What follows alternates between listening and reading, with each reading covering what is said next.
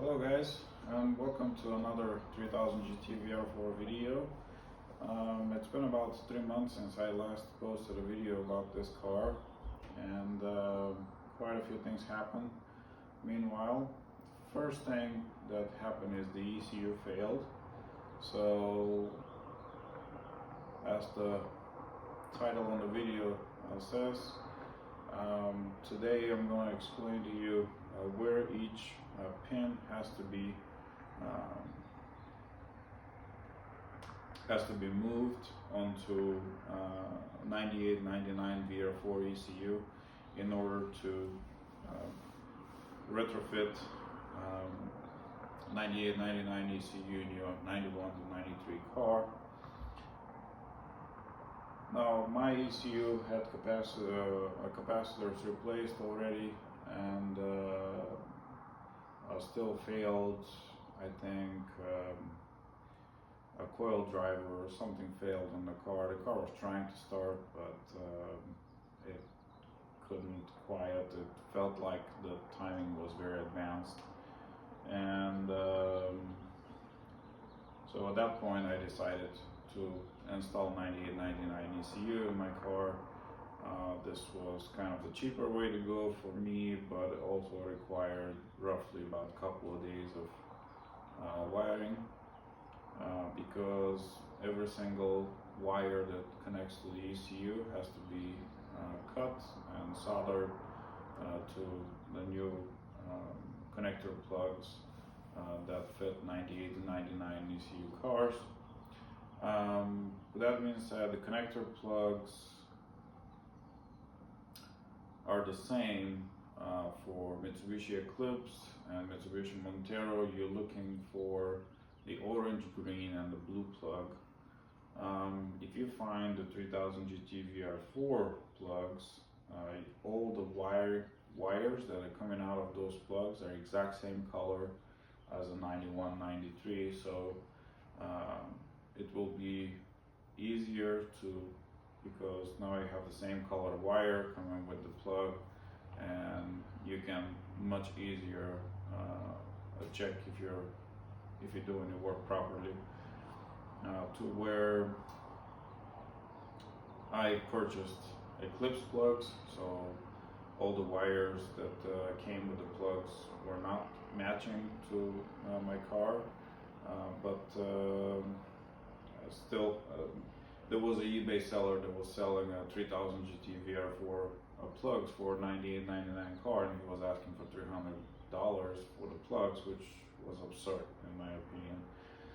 So anyway, let's move on, and I'll show you where every pin is supposed to go on the new ECU. And this will be the first part of this video, and then we're going to focus on some of that stuff over there, which of course who doesn't like to talk about turbos in a turbo car, but we'll get there at the end of the video. Now this diagram has been made from another 3SI forum user, and he was installing 9899 ECU in his 94 car, which has 4 plugs, and they're also labeled different. This is a ECU connector view. So as you can see, it's quite different. The numbers are different, everything is different. So some of the stuff goes in the same place, but once we get to somewhere here in the middle, then things change because this connector is completely different numbers. But I'm just gonna have the camera here for a second so you guys can look where each pin goes. So pin 1 from here goes to pin 1 here, pin 2 goes to pin 24, and pin 3 goes to pin 10, and so on and so forth. Just move on to the end schematic.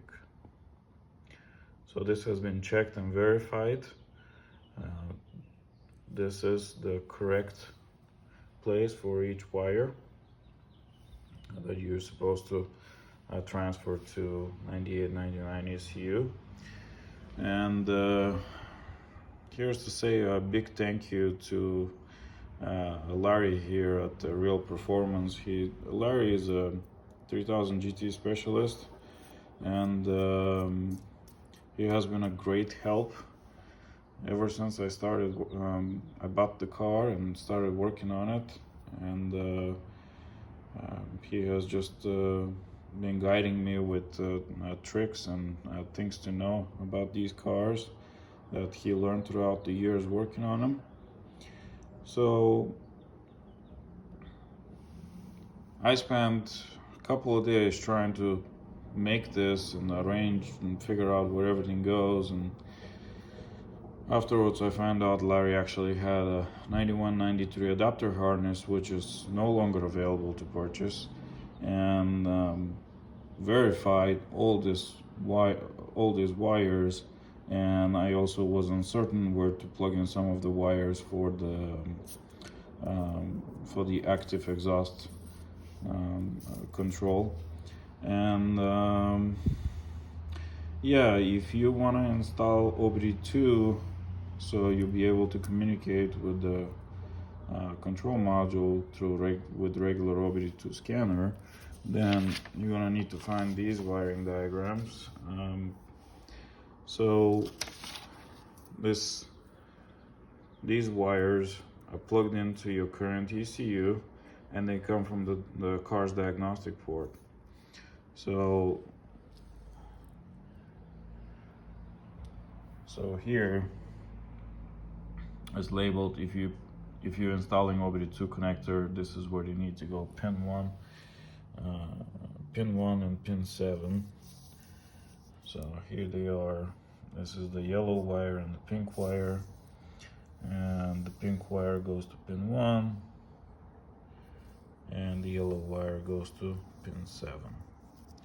And these are the communication wires. And then from this pin we're gonna take power to put power to the OBD2, and it's gonna go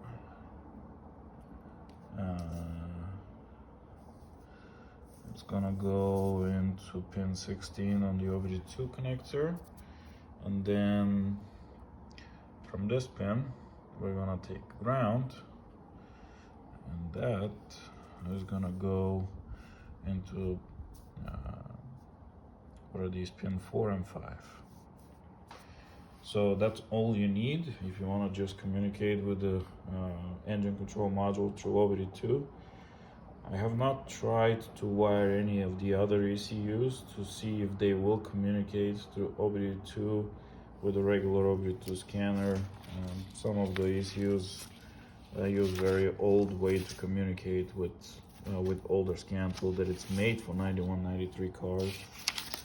So the rest of the ECUs fitted in the car I left on the connector that it's designed for 91, 93 cars.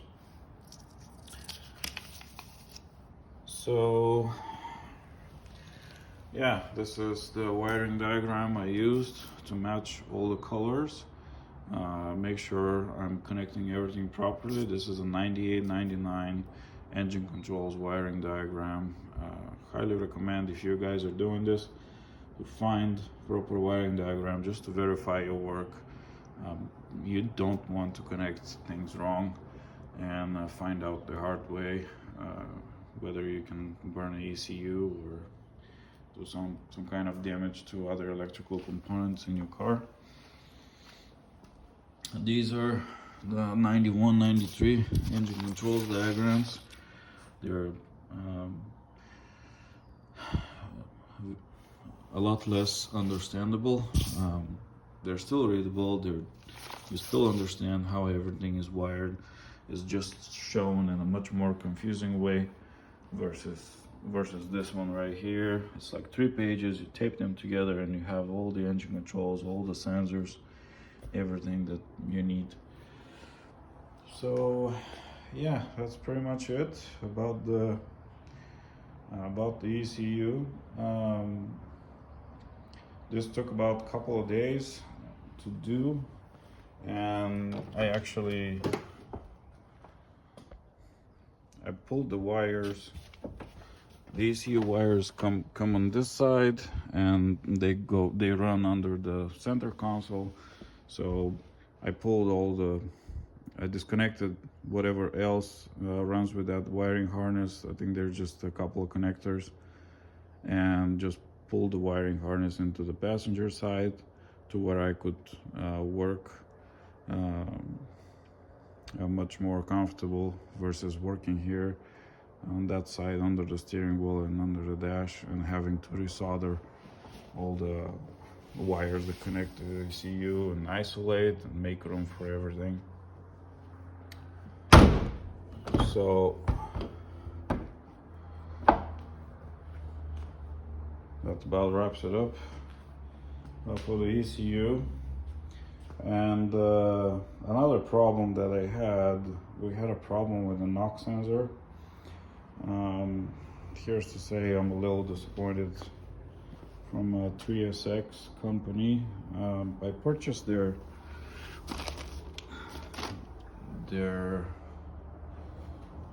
cheap aftermarket knock sensor, which I can't find right now. No, there it is. This is how it comes in this Ziploc bag, and this sensor is failed from the get-go, and which took forever to figure out. The way to check the knock sensor on these cars, just bear with me just for a second.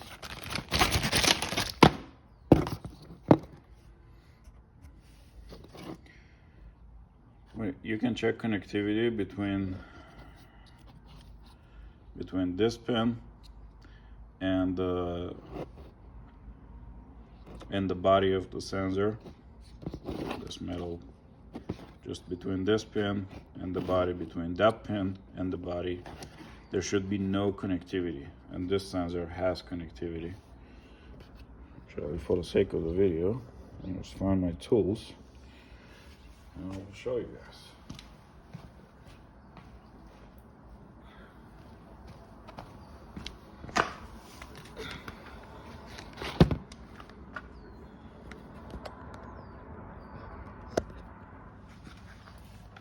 So this took forever to find. I knew I had a problem with the knock sensor before I replaced the original ECU, and then I replaced the knock sensor. And still, what's happening is with the new ECU and the Chrome software installed, the car will like cut out at 3,000 RPM. It will not let you go above probably 30% load. It will just cut out really bad. So here we are. I am hooked up here, and this is now connection. We have connectivity. The multimeter is registering connectivity. So we're gonna go from one pin to the sensor housing, and as you heard, we have connectivity on that pin.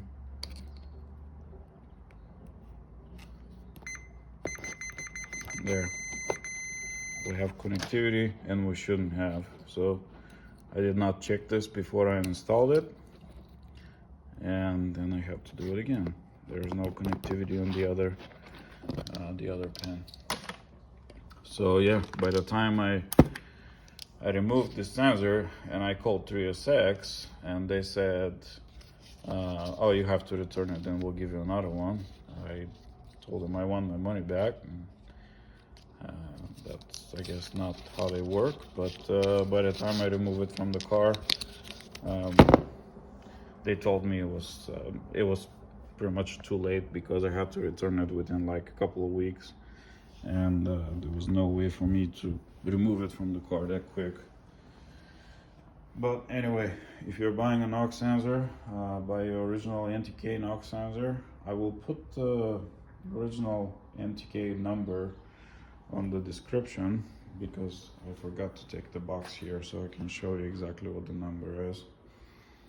But yeah, this took quite a bit of figuring out, because the new ECU, the check engine light was coming on, but it will come on, there will be no stored fault, and it will be off as soon as you restart the car. Apparently the new software 9899 does not have, I don't quite remember exactly, but it registers the fault, but it doesn't store it. Whatever. If you're having a problem with your car cutting out at 3,500 RPM and doesn't want to go, most likely your knock sensor is the issue. It really, the ECU really doesn't like to run the engine without it. So,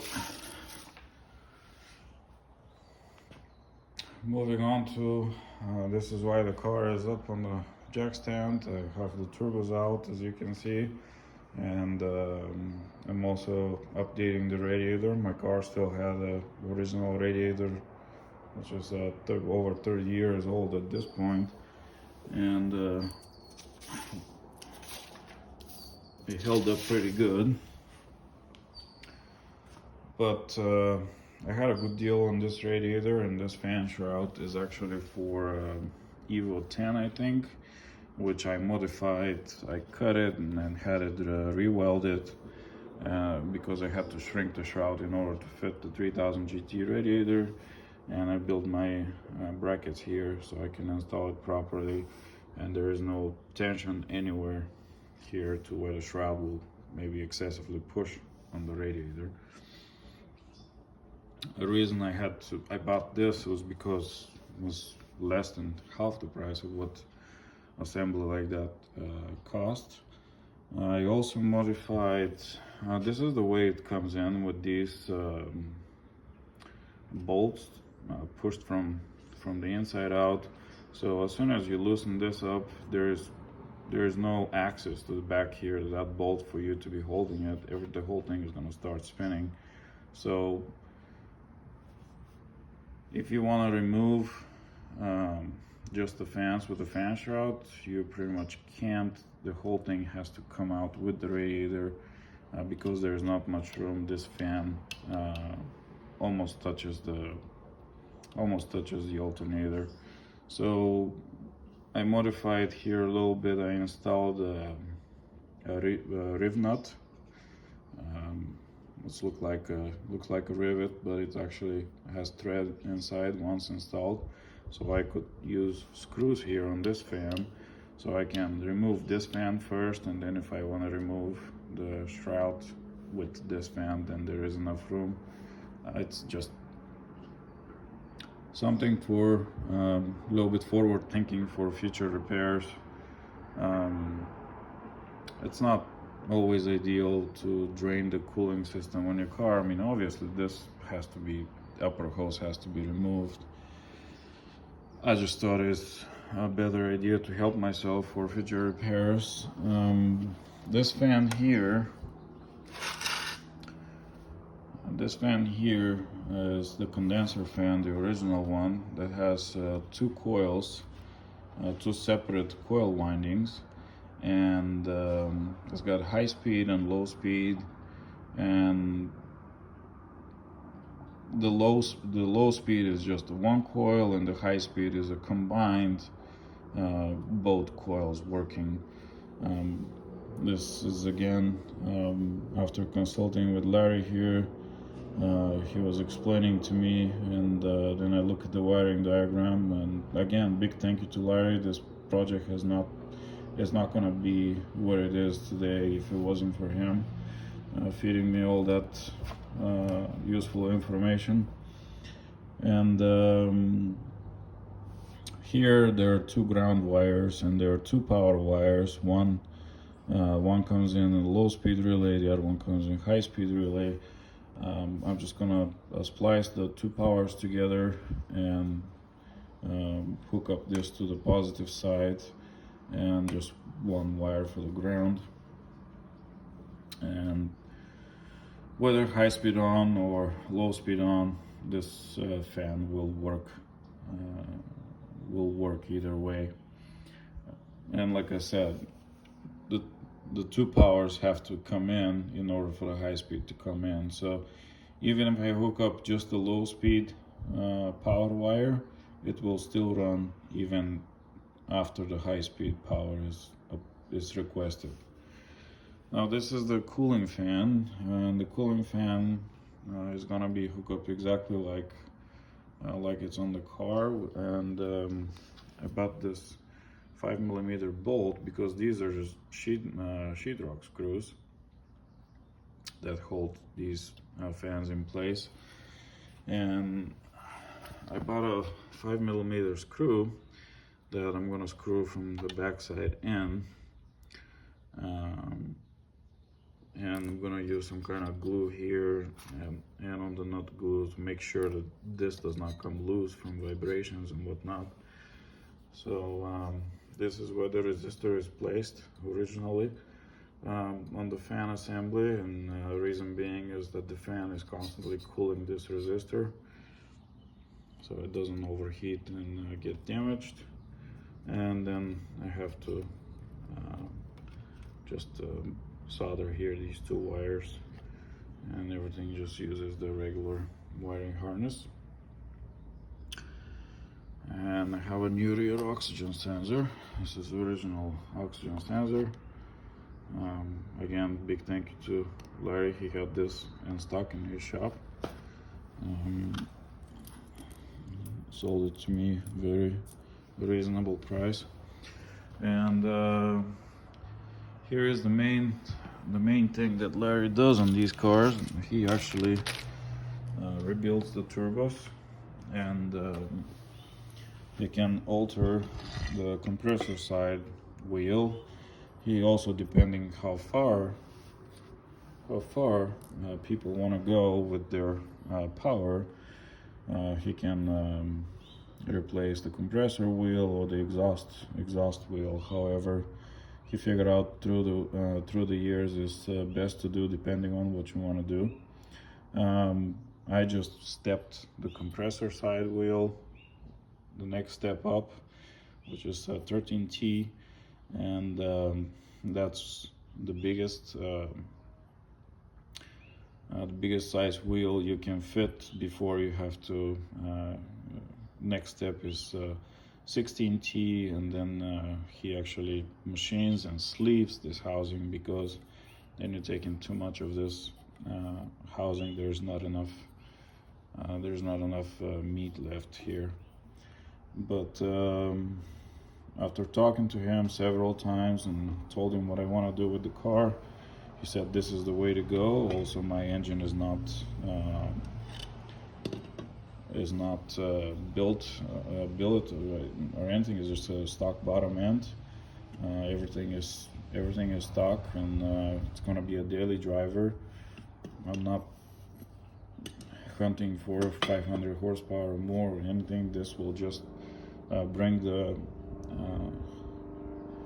top end of the car will be much stronger, because it felt like it kind of run out of breath on the high end of the RPM. So yeah, big thank you to Larry for rebuilding the turbos. Absolutely amazing, really great job. Some of the studs here broke. Actually, two came out clean and two of them broke. He drilled them out, managed to save the threads. And here, actually, I see he put a coil insert. One of the bolts here broke. But yeah, this way the stock turbos fit back in the car without any modification, and we have a step up in the compressor wheel. And Yeah, no, I don't have to modify. Many of you who dealt with turbos and try to put different turbos know what how much of a pain it is to fit turbochargers that are not meant for your car. Plus, these are the original turbos. This is actually stainless steel cast of a kind. I see he painted this, but when I removed it from the car, there was not even a speck of rust on this. It was just like discolored, like blue from the heat, from the exhaust. That's all. So these things, in my opinion, are absolutely forever. They're very well made, and nothing like knockoff turbos or aftermarket replacement. So yeah, after I'm done with this video, I'm gonna be starting to put the car back together. Another thing I did here is I tinted the tail lights. I used the light tint. Again, I'm gonna put a link in the description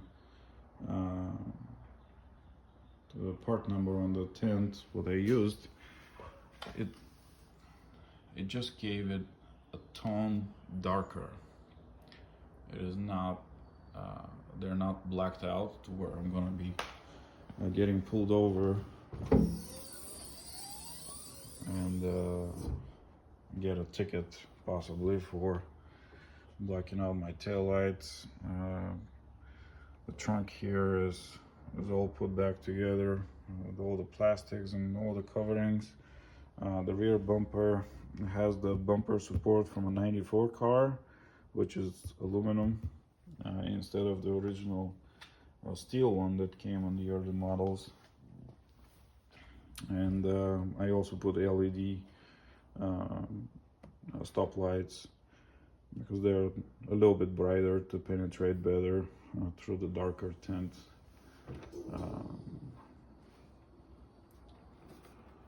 So yeah, that's about it.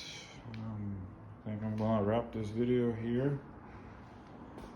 If you guys like what you see, just subscribe and leave a like. Leave a like so the channel will grow a little bit. It's not my primary thing to make the channel popular, but I'm trying to put interesting information that is not out there. There's quite a bit of videos out there for these cars. A lot of things are mentioned already by several people who own them. So I'm probably not going to make a whole lot of videos more than what I already did. The car is almost complete and ready to drive and be reliable. The last thing to do is I'll probably put the rest of the interior together and finish up the driver's seat. But yeah, I hope you guys like what you see, and I'll see you on the next one. Bye.